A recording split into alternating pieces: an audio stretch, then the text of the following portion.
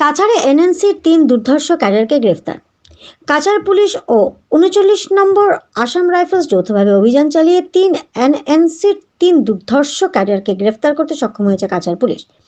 এক বিশ্বাসযোগ্য গোয়েন্দা তথ্যের ভিত্তিতে শিলচর থেকে 60 কিলোমিটার দূর গভীর রাতে পাহাড়ি এলাকায় আসাম মণিপুর সীমান্ত নামডাইলং জিরিঘাট থানার অধীন ক্রৌলং গ্রামের কাছাড় পুলিশ ও 39 নং আসাম রাইফেলস অভিযান চালিয়ে 3 এনএনসি সক্রিয় ক্যাডারকে গ্রেফতার করা হয়েছে।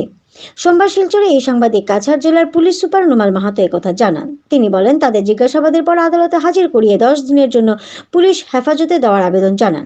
গ্রেফতার করা জঙ্গি সদস্যরা হলেন পাউনিং রংমাই 45, চামটিলা জিরিঘাট, দিতি ওয়াং রংমেই 40, চামটিলা জিরিঘাট ও নাম জাওরেই গাংমেই 40, নামডাইলং জিরিঘাট। তিনি জানান, গত 12 ডিসেম্বর আসাম মণিপুর সীমান্তের নামডাইলং গ্রামে গুলিতে নিহত এনএনসি উচ্চ পদমর্যাদার ক্যাডার গাইডিং চুংপাও রংমাই হত্যাকাণ্ডের সঙ্গে এই জঙ্গিরা জড়িত ছিলেন বলে সন্দেহ করা হয়। পরে জিজ্ঞাসাবাদে তারা সক্রিয় ক্যাডার বলে স্বীকার করেছে এবং নাগা ন্যাশনালের জেলিয়ানগ্রং অঞ্চলে এরিয়া কমান্ডার হিসেবে কাজ করে আসছে বলে জানা যায়। শিলচর থেকে Dipjoy Chakraborty report, voice any 24 channel থেকে বর্ণালী মিশ্র। কিছু সংখ্যক নথিপত্ৰ আমি লাভ কৰিছোঁ, কিন্তু আমি আশা কৰিছোঁ শীঘ্ৰেই আমি তেওঁলোকৰ হাতৰ পৰা তেনেকুৱা ধৰণৰ এই ঘটনাৰ সৈতে জড়িত হত্যাৰ ঘটনাৰ সৈতে জড়িত অস্ত্ৰ আমি উদ্ধাৰ কৰিবলৈ সক্ষম হ'ম। 12 তাৰিখৰ ঘটনাত ইয়াত জড়িত থকা বুলি স্বীকাৰ কৰিছে নেকি? বৰ্তমানলৈকে তেওঁলোকে স্বীকাৰ কৰা নাই, যদিও তেওঁলোকৰ যিখিনি আমি প্ৰাৰম্ভিক তথ্য লাভ কৰিছোঁ আৰু আমাৰ যিটো ইনপুট আমি লাভ কৰিছোঁ, এটা ক্ৰেডিবল ইনপুট আমি লাভ কৰিছোঁ, তাৰ পৰা আমি জনা গৈছে যে তেওঁলোকে এই হত্যাকাণ্ডৰ সৈতে জড়িত। তেওঁলোকে স্বীকাৰ কৰিছে নেকি তেওঁলোকে এনএনসি ক্যাডাৰ বুলি? তেওঁলোকে স্বীকাৰ কৰিছে যে তেওঁলোকে এনএনচিৰ ক্যাডাৰ হয় আৰু তেওঁলোকে তিনিওজন এৰিয়া কমাণ্ডাৰ হয়।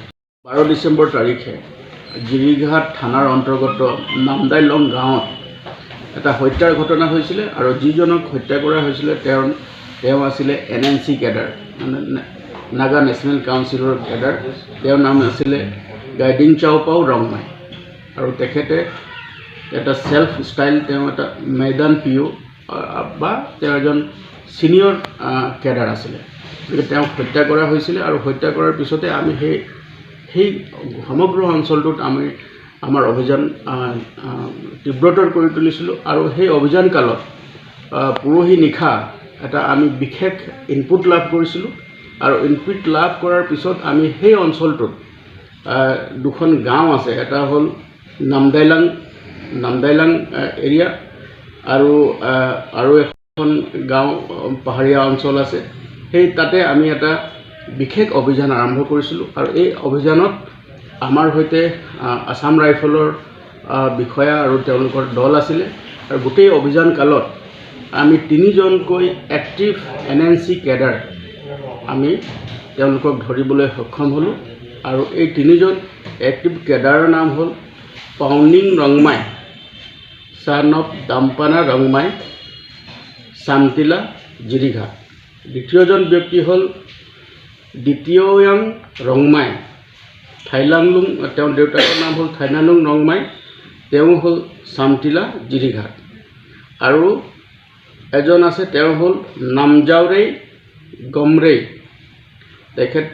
তেখেতৰ হ'ল নামডাইলঙৰ জিৰিঘাটৰ। গতিকে তেওঁলোকক আমি 3জনকে এৰেষ্ট কৰিছোঁ আৰু তেওঁলোকক আমি ইণ্টাৰগেশ্যন কৰিছোঁ আৰু তদন্তকালত দেখা গৈছে যে তেওঁলোকে নিজস্বভাৱে তেওঁলোকে স্বীকাৰ কৰিছে যে তেওঁলোকে এই এনএনচি বা নাগা নেশ্যনেল কাউন্সিলৰ তেওঁলোকৰ এক্টিভ ক্যাডাৰ আৰু তেওঁলোকে সেই অঞ্চলত চলি থকা বিভিন্ন দুষ্কৃতিমূলক ঘটনা বা ধন দাবীৰ ঘটনাৰ সৈতে তেওঁলোকে জড়িত হৈ আছে। আৰু আমাৰ প্ৰাইম ছাছপেক্ট হ'ল এই 3জন আৰু এই 3জনে এই ঘটনাটোৰ সৈতে জড়িত বুলি তেওঁলোকক আমি ছাছপেক্ট কৰিছোঁ আৰু সেইকাৰণে আমি তদন্ত চলাই আছোঁ। আৰু বৰ্তমানলৈকে আমি তেওঁলোকৰ পৰা যিখিনি তথ্য লাভ কৰিছোঁ সেই তথ্যৰ ভিত্তিত আমাৰ অভিযান অব্যাহত আছে আৰু অভিযানত আমি তেওঁলোকৰ পৰা কিছু সংখ্যক নথিপত্ৰ আমি লাভ কৰিছোঁ আৰু বৰ্তমানলৈকে আমাৰ অভিযান চলি আছে। এই অভিযান কালতে আমি এই যিজন ব্যক্তি হত্যা কৰা হ'ল এই হত্যা কৰাৰ লগত তেওঁলোক জড়িত বুলি আমি তেওঁলোকক সন্দেহ কৰিছোঁ আৰু সেই মৰ্মে আৰু তেওঁলোকক আমি জোৰ তদন্ত চলাই আছোঁ, ইণ্টাৰগেশ্যন চলি আছে। আৰু এই তদন্তকালত দেখা গৈছে যে তেওঁলোকে বহুদিন ধৰি এনেকুৱা ধৰণৰ অসামাজিক কিছুমান কাৰ্যকলাপৰ সৈতে জড়িত হৈ আছিল আৰু তাৰ এজন ব্যক্তি যোৱা 2 বছৰ আগতে সেই অঞ্চলত এজন NNC কেডাৰৰ হত্যা হৈছিলে। তেওঁৰ নাম আছিলে ডেভিড।